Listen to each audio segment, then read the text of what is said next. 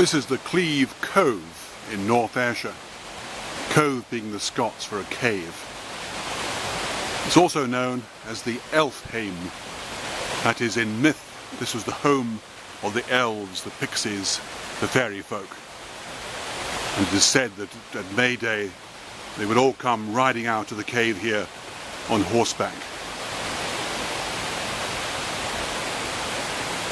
The cave system is eroded limestone. One time had a large number of stalactites and stalagmites. Unfortunately, most of them have been broken off by souvenir takers.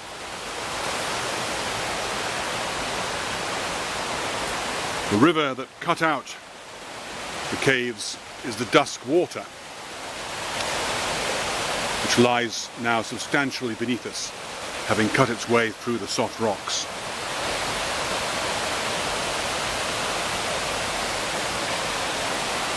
John Smith, who wrote A Prehistoric Man in Ayrshire, is famous for having done many geological natural history studies. He excavated these caves, spent several weeks with a team of volunteers digging out large amounts of silt and debris. He sieved the material, found a small number of items, things like buckles and so on, indicating that the story of how the Covenanters would hide in these caves during the killing times, Covenanters being sought by the royalist troops. They had been caught, they were often subjected to brutal murders.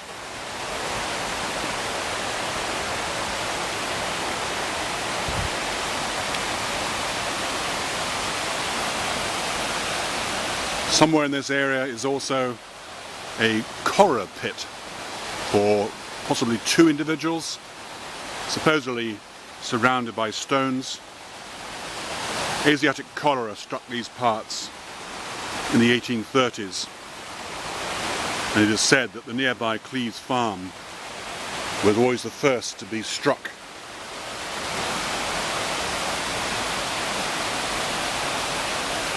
Wherever the grave is, it is well hidden, still not found. There are several entrances to the Cleeves Cove,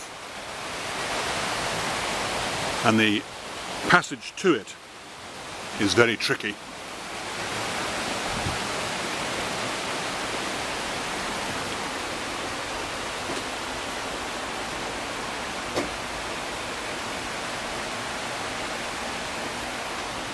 There are known to be bats here, so strictly speaking this area should not be disturbed during winter when the bats are hibernating.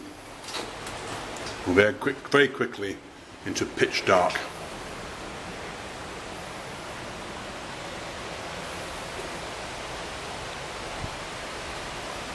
In Victorian times, this was regarded as being one of the 7 natural wonders of Ayrshire. It is now mostly forgotten. However, access is very difficult, and there have been accidents